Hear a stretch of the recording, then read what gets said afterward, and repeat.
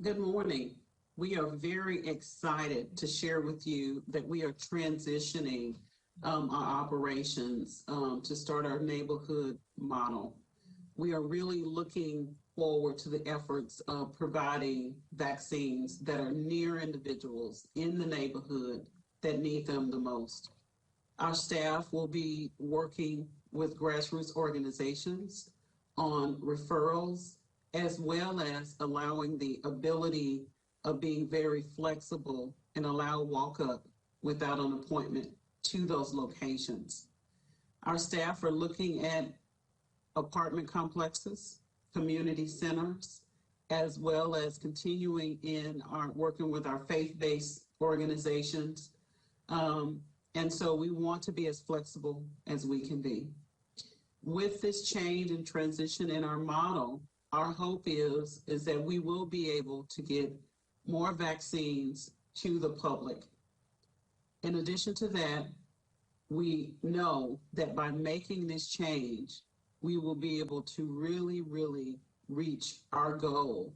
As you all know, we have established a 67% of all Travis County residents will be fully vaccinated. This will allow us to meet that goal and exceed it. So we are looking forward to making the transition. And we definitely would like to acknowledge all of our partners that have helped us thus far. And we know that they're going to continue to help us as we transition. And want to acknowledge the staff that have been helping us thus far. With that, I will transition. Thank you.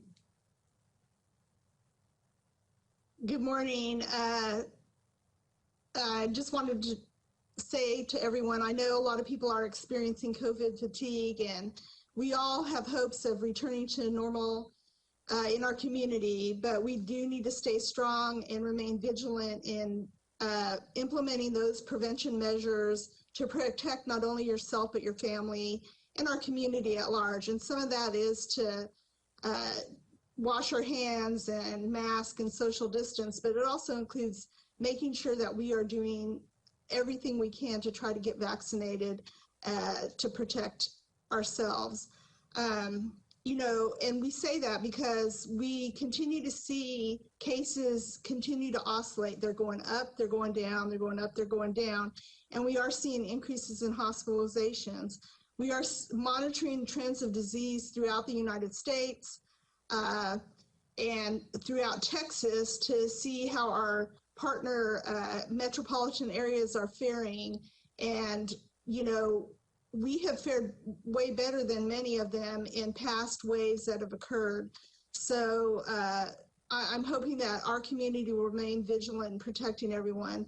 We continue to see, based on our case investigations, cases that continue to occur in our community because of people having social gatherings with families and friends, and also within and clusters of cases that are occurring in school athletics. So I just want to be reminding folks to be careful. And with that, I'll turn it over to Cassie DeLeon. Thank you, Janet, and good morning. Austin Public Health continues to provide vaccines in multiple locations for those who get the first dose, and also for individuals to get their second dose. We are primarily providing the Moderna vaccine. And so we really want to encourage those of you that have gotten your first dose that you stay vigilant and you attempt to get your second dose within that 28 to 42 day period. And work with Austin Public Health to verify your appointments for second dose, and also ensure that if you are having any difficulty, ensure that you have the tools to navigate to a clinic to get that. We are also expanding opportunities for first dose clinics, particularly to make sure that folks who haven't been able to get into one of our clinics, that we make more opportunities available. As Director Hayden Howard talked about, we are looking at other models, but this week alone, we expanded our scheduling tool. So we want to encourage everyone to, if you haven't registered, go ahead and register. Get your account set up. so that you are able to just hop online. The scheduler is open most hours, and you can see where you can schedule. And in some cases, you may be able to schedule the same day or the day after. Additionally, we have piloted a walk-up clinic. Yesterday was our first walk-up clinic that did not require an appointment. And it was a good success. We had a lot of folks come on out. There was over 800 people. In fact, 887 people participated and got their first dose and did not have an appointment previously. We do still encourage those that are looking for an appointment or looking for a vaccine to go ahead and register on our site, get the appointment, because that does still get you are less likely to have to wait in a line that is caused by a walk-up. However, if that's the only option, we did get to test that model yesterday, and it was actually a very good model for many people. Those that came out, it was a good experience. And so we are doing that again today. And we anticipate that we'll be having more walk-up offerings in the next week. So stay vigilant, watch for messages coming from Austin Public Health regarding those scheduled walk-up clinics. Also today, we know that there's some weather today, so please watch the weather to see if there's any changes in clinic schedules or impact clinic openings. But all in all, we just want to continue to encourage everyone to get their vaccine and make sure that if you've had your first dose, that you get your second dose within that time period so you can be fully vaccinated and you have that full immunity. With that, I'll open us up for questions. Thank you, Cassandra. Now we will go to our pool reporter, Kelsey Bradshaw from the Austin American-Statesman. Kelsey? Good morning. Excuse me. Our first question this morning is from the Austin American-Statesman. I was hoping that Stephanie could explain the neighborhood model a little more. What date will it start and how exactly is that going to work? What we have done thus far is that we have piloted over the last couple of months, working at faith-based, working with churches and partnerships in those spaces. And that has allowed us to really kind of look at what that type of setup would look like and be, and how we could expand it, et cetera. And so those are working very well. And so as we transition into the month of May, it will be, basically a hybrid model where we, maintain still a couple of our large sites. But we will start to, we'll be in those spaces on Saturdays and look at some times in the evening to have expanded hours in the neighborhood. But that will start next month on a more permanent basis. The goal is to create a calendar that we'll be able to put on our website, and folks will be able to, go onto the website. But we will also share that with our task force as, we continue to work with them in the African-American community, the Hispanic, and the Asian. We have those 3 task force groups that we would share that with them so they have that awareness. In addition to seeing what Austin Public Health would be doing, working with Travis County so we can include their operations on there as well, because we're in conversations with them about them joining us for the neighborhood model as well. And so as that continues to expand, you will see more of that, and we will include more of our partners. So folks will have that awareness. We'll do our communications. You'll see things on social media. Especially when we are present at those events, our staff will, let folks know this is where we are today from this time to that time, start to finish, and welcome them to come on out, because we're going to be very flexible and work with walk-ups.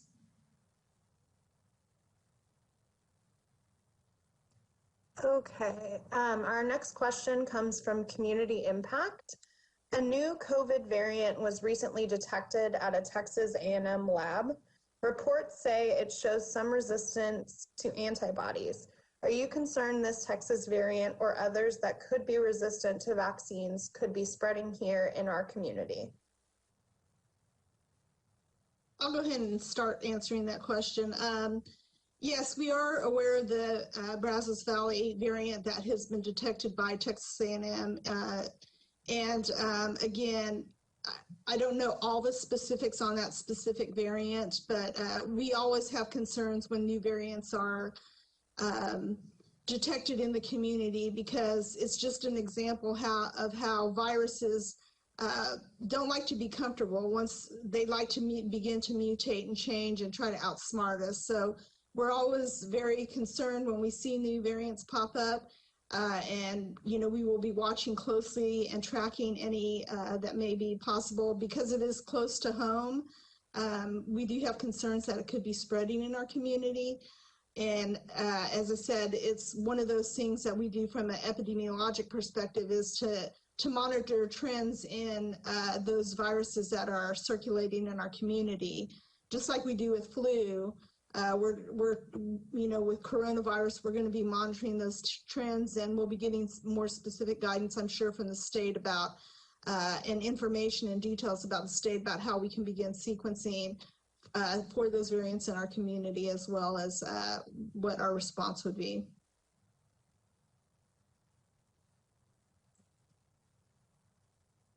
Okay, our next question is going to be from KView. Has Austin Public Health been made aware of any cases of adverse effects of the Johnson & Johnson vaccine in Central Texas? I'll start and say that, we have predominantly been administering the Moderna and Pfizer vaccine in the Austin, Central Texas area. I mean, we have had, Austin Public Health has had limited doses of Johnson & Johnson that have been made available to us, but we are not aware of any adverse effects associated with the administration of that vaccine. On the contrary, or to any of the vaccines, Moderna or Pfizer as well, that required hospitalizations.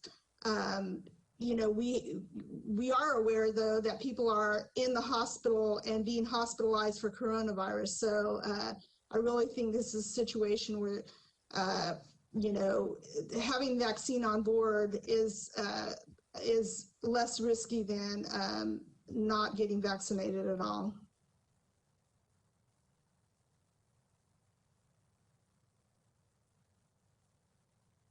Okay, our next question is going to be from CBS Austin.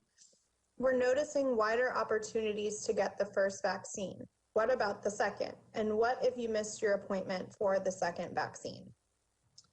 Yeah, I'll respond. We definitely, Austin Public Health, plan every week to provide second dose clinics. And we try to always ensure that there are enough second dose clinics available for those who are hitting that 28-day mark that receive the Moderna vaccine from us.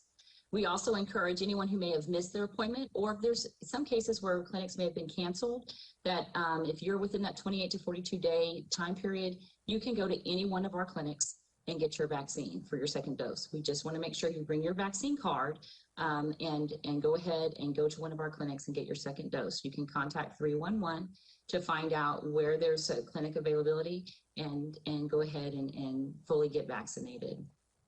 We also want to encourage those that are seeking the Pfizer vaccine to reach back out to those providers that have provided the Pfizer vaccine so that you can get that full protection from Pfizer.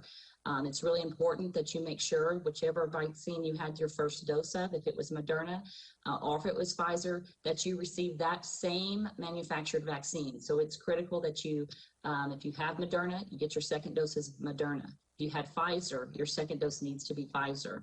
Please note that Austin Public Health does not receive the Pfizer vaccine, and so it's important that you go to another clinic location that provides the Pfizer vaccine if you're seeking that.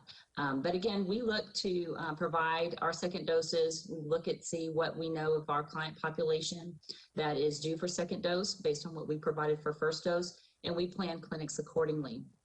Additionally, if you received a first dose of Moderna from a different provider and you're having difficulty scheduling, you can also come to any of our Austin Public Health clinics and get your second dose. You'll just need to bring your vaccine card indicating that you had your first dose of Moderna. So if you're having any difficulty at all getting your second dose, please contact 311 and we can assist you in getting an appointment.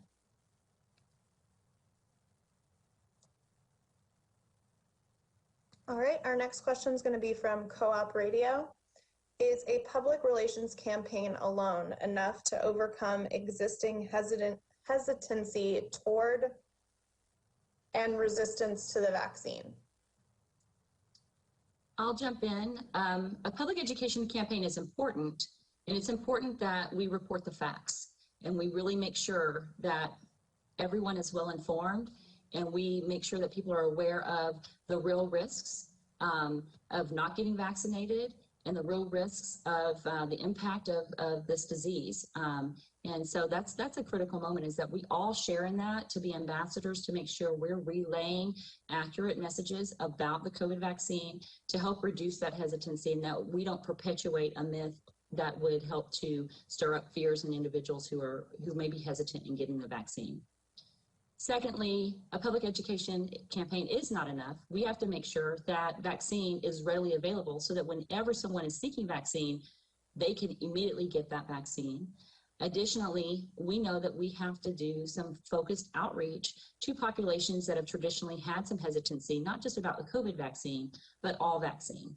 And there is some mistrust, and we know that the community has some of those that are concerned about the vaccine. And so it's important that we have those focused conversations, that we have focused outreach that is tailored to really address those concerns and are more specified for those individuals, because everyone has their own unique individual reasons why they may have questions or concerns. And it's really important that we work to try to address those and meet people where they're at and try to move them along that continuum to help them make an informed decision. Additionally, it's really important that folks talk with their primary healthcare physician and the role of the physician to inform their patients about the vaccine and encourage them to get the vaccine if they're an appropriate candidate. So all of those factors have to work together to help move those who may be questioning or are concerned about getting the COVID vaccine. I agree with Cassandra, but I also would like to add is that sometimes what we see is that individuals may need to know someone that is really near and dear to them has received the vaccine and actually can, be that person that may be able to encourage them. Sometimes what we've noticed over the years, just, in general, with other vaccines, is that you sometimes need to have those one-on-one conversations, where you're maybe even working with a community health worker who is a trusted source in the community, people who have established and built relationships with individuals in the community, and they've received their vaccine, and they are talking to folks that they typically work with in the community and let them know that they had the vaccine. Sometimes we also notice that it doesn't happen within the first conversation. It takes, 2 or 3 times for them to have that conversation. But all of those things combined will really help us to be able to address hesitancy in our community. And I'll just add that, yesterday at the walk-up clinic, we did, Cassie and I did actually poll several people and ask why, what made them come out, did they have any hesitancies and things like that. And we'll begin to delve more into that. But we did find that there were some people there who they chose the walk-up option because it was more convenient to them for their work schedule and their childcare schedule.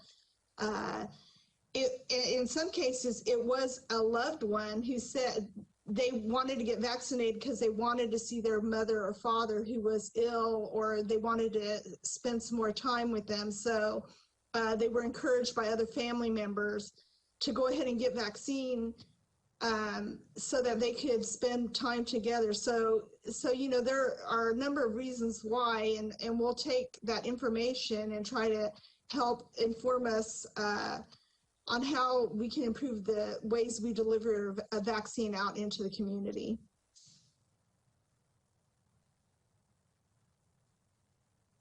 Okay, we are moving on to everyone's second questions. The first one is from Austin American Statesman.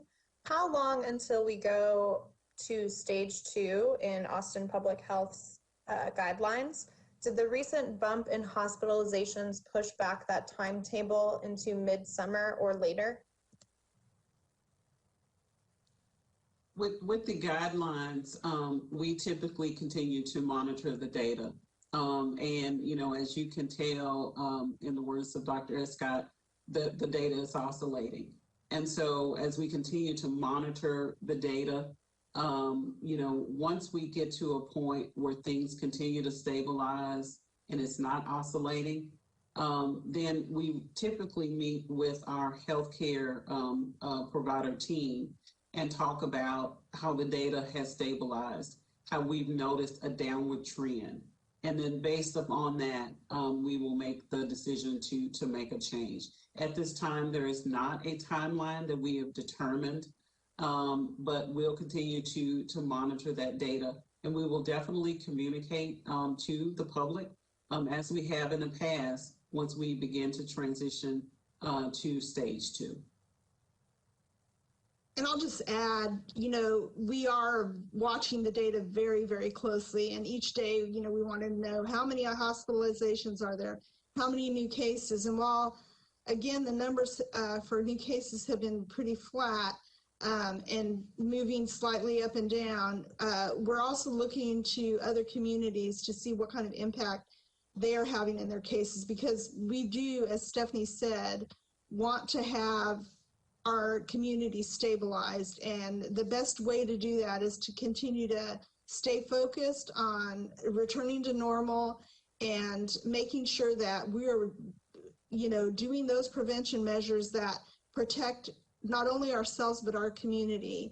I want to be out in the community and get things back to normal myself and visit with friends and family. And, again, I still remain very cautious, and I think most of us do, because, we want things to stabilize out there. And I think the best way to do that is to, again, remain vigilant with those prevention measures, including getting vaccinated.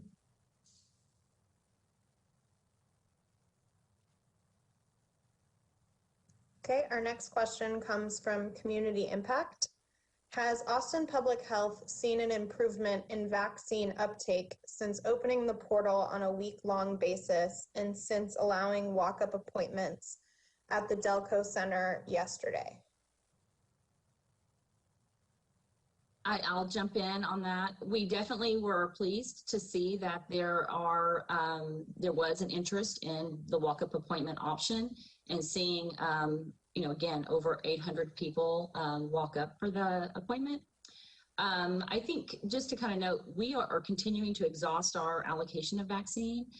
We did see that our registration process did slow down somewhat, so we're trying to open up additional options for the public to access vaccine at different times through the registration portal, but then also trying to exhaust all of the different potential options that are more accommodating for patients so that they can navigate the vaccine clinic process easily, and that it meets their lifestyle and needs. And so we were pleased to see that we had the level of interest yesterday for the walk-up clinic, and are interested to see what happens today. We do still continue to see uptake in clinic appointments as well. And so we'll continue to monitor that. We think that the main thing here is the mass vaccine strategy. While it's really important to reach a lot of people, it doesn't always meet everyone's needs. And so we've seen some of the pop-up clinics that we've done in partnership with the faith-based community and some of our other partners really be very successful in engaging individuals that would not have gone to one of our mass vaccine clinics. So I think there are a lot of different variables that we're working with as far as making sure that people are getting vaccine, and we really are trying to take the vaccine where people live so that there's no barrier. And that's really where we're at now, is to make sure that there's multiple offerings, there's a lot of options, and that there's no barrier, so that we know that the population that still hasn't been vaccinated has a lot of options to choose from.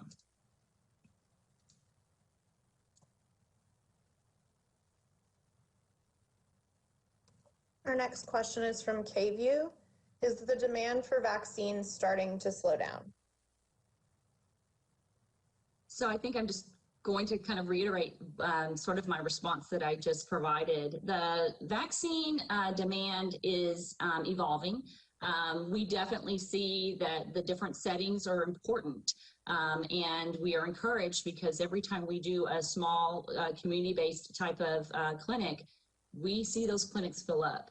And so we definitely, it's hard to say that the vaccine demand is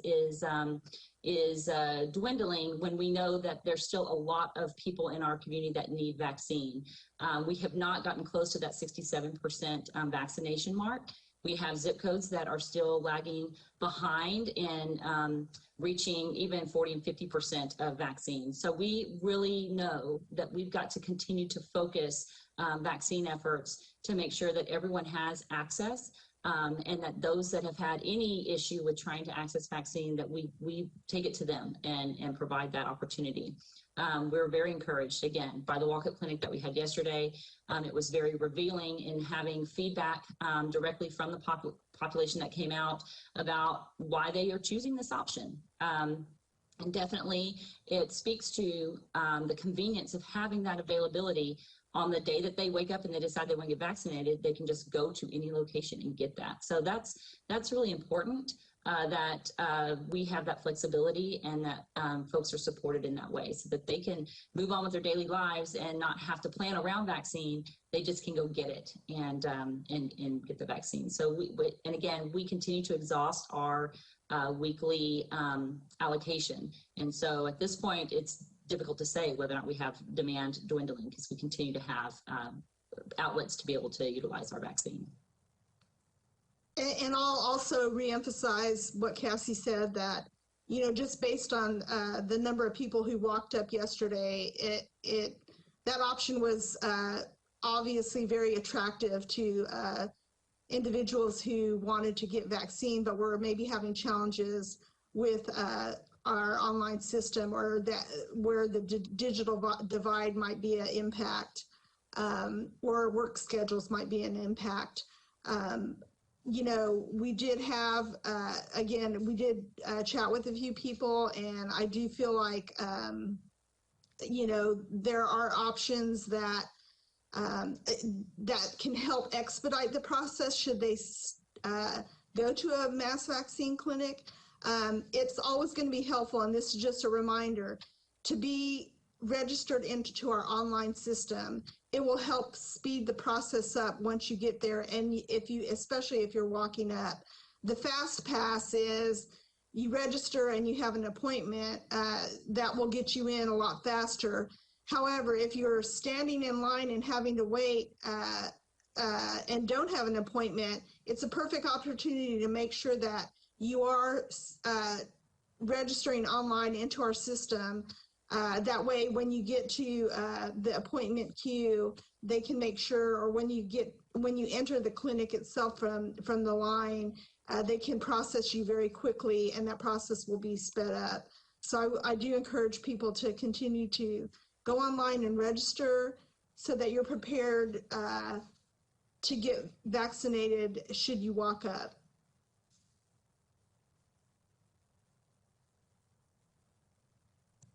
Okay, our next question comes from CBS Austin.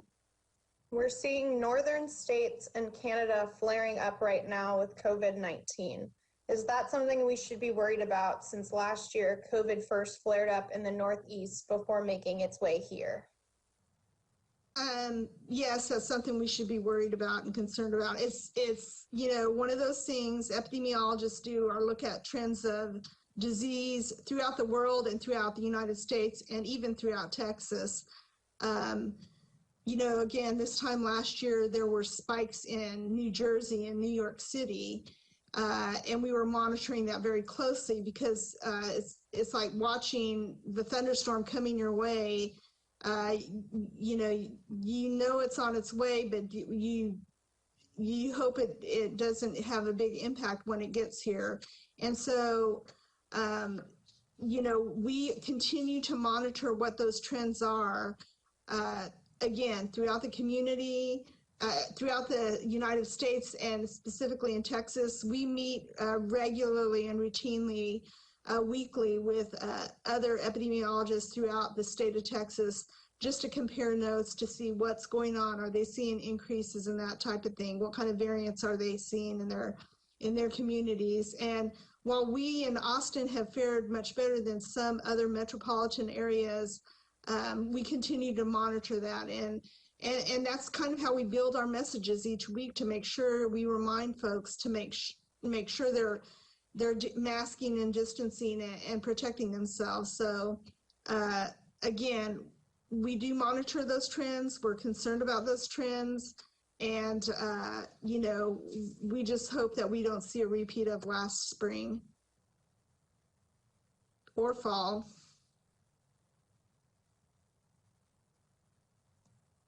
Our next question comes from Co-op Radio. The journal Nature reports that individuals who contracted COVID-19 but were not hospitalized nor otherwise treated are now experiencing medical problems. Have you seen this in the Austin-Travis County area, and is this a potential community medical emergency? We have heard some anecdotal information about people who have had mild symptomology, but who have had some ongoing lingering effects related to things such as brain fog, is what they typically call it, or ongoing exhaustion. So we have heard some information about that, and we are currently working with the University of Texas, who we're trying to help them recruit cases that may be that were cases to kind of follow them up to see if they have any kind of long-term neurological impacts or, other issues that they've identified. So that's something that the University of Texas Dell Medical School is actually working on with us, to look into that investigation. But most of our information's been anecdotal at the current time.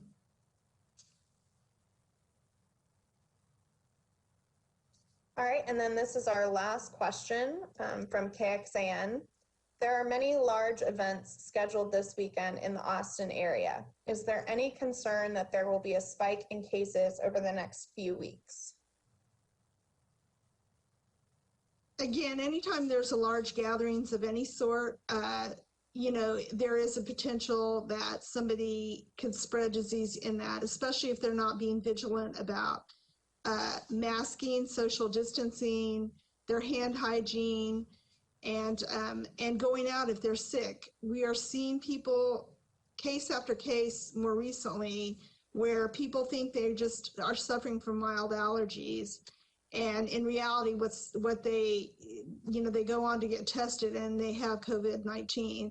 So if you have symptomology that's a COVID-like symptom, you need to make sure you're staying at home and isolating yourself from individuals who may not have, that you may potentially expose. So again, anytime there's large gatherings, we always want people to be super vigilant about protective measures that will protect them from contracting illness and then bringing it home to their family. But, you know, again, if you do choose to participate in activities such as this, you need to make sure that you are doing, you know, following those non-pharmaceutical interventions that we've always talked about to protect yourself.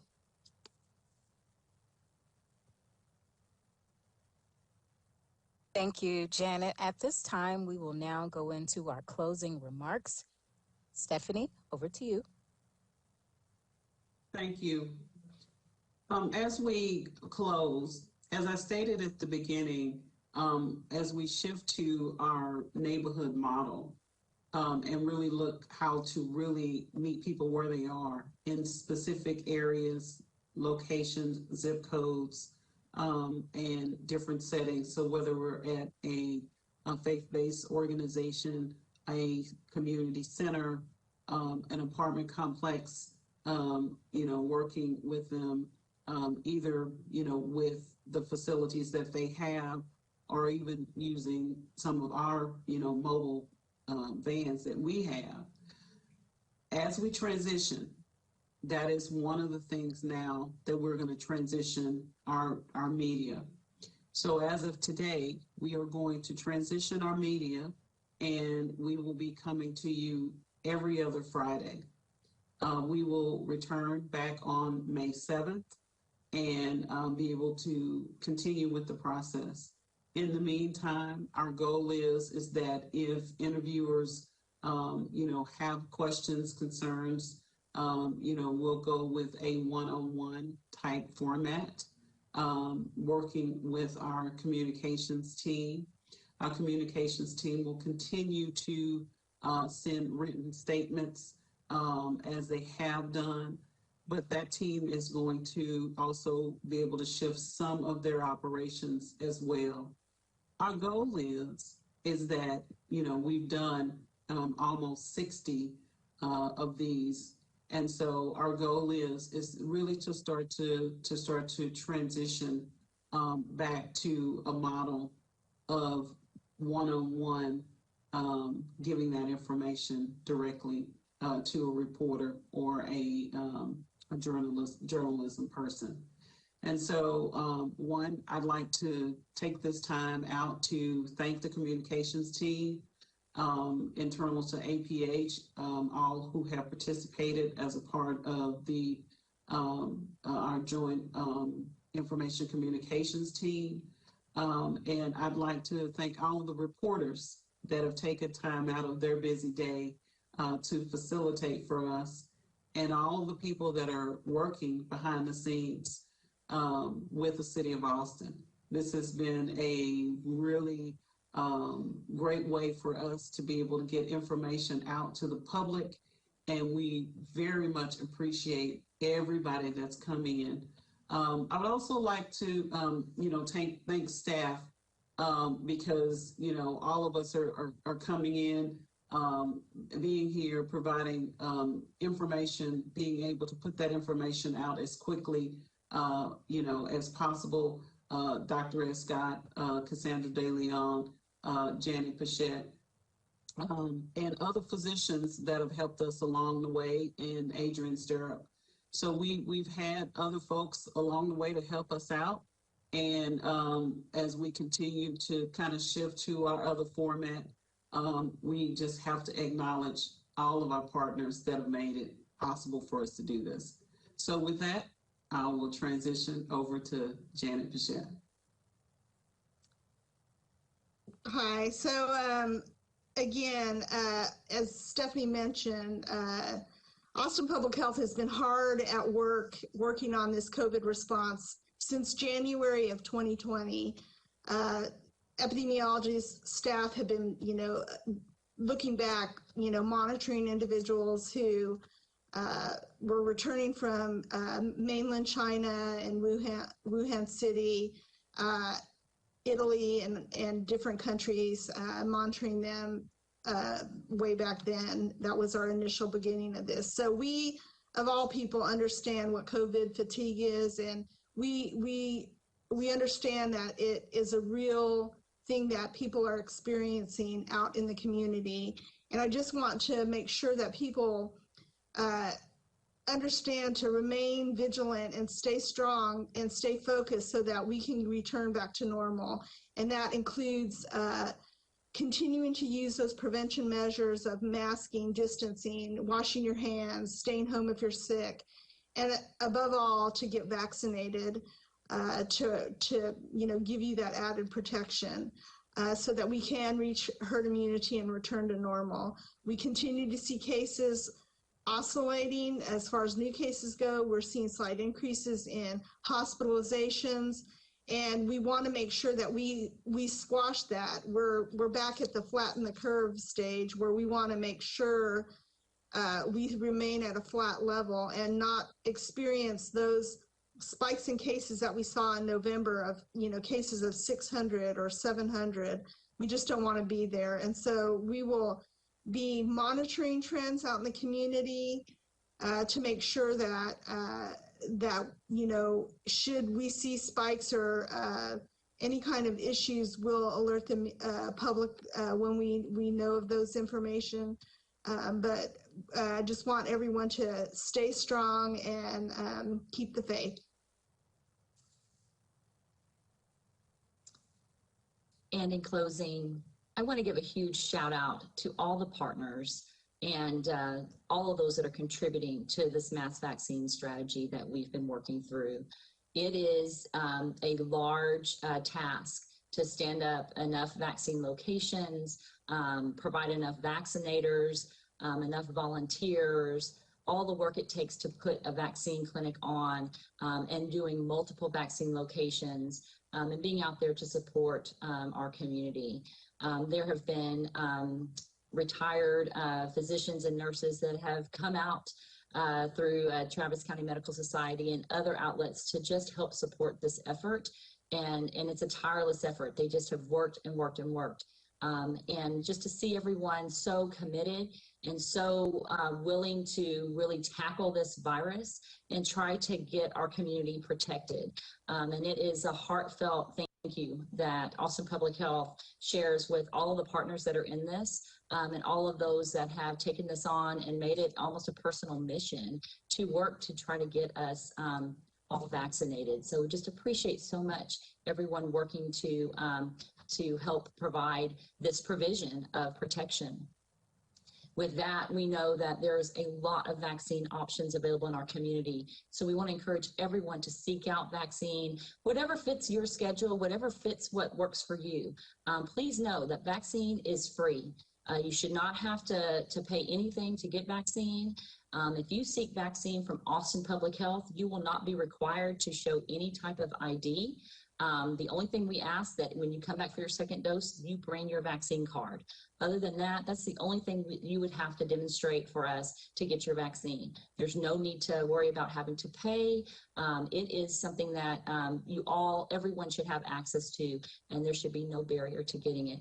So again, be that person that gets that vaccine, and also encourage your friends and family and loved ones to also get the vaccine so that we can have those family gatherings. You can travel without having any concerns. You can send your child to school without having concerns about them coming back and not having the protections in place that you need to fight off this disease. So be vigilant still, but also get that vaccine so we can work to try to get back to normal. Thank you so much, and enjoy your weekend. Thank you. That concludes our media availability today. Thank you for our wonderful female panelist group today. Thank you to APH Director Stephanie Hayden Howard, Chief Epidemiologist Janet Pichette, Cassandra De Leon, APH Chief Administrative Officer for Disease Prevention Health Promotion Division, and to our pool reporter, Kelsey Bradshaw from the Austin American-Statesman. Thank you for joining us, and everyone have a safe and try to be as rain-free as possible weekend. Thank you.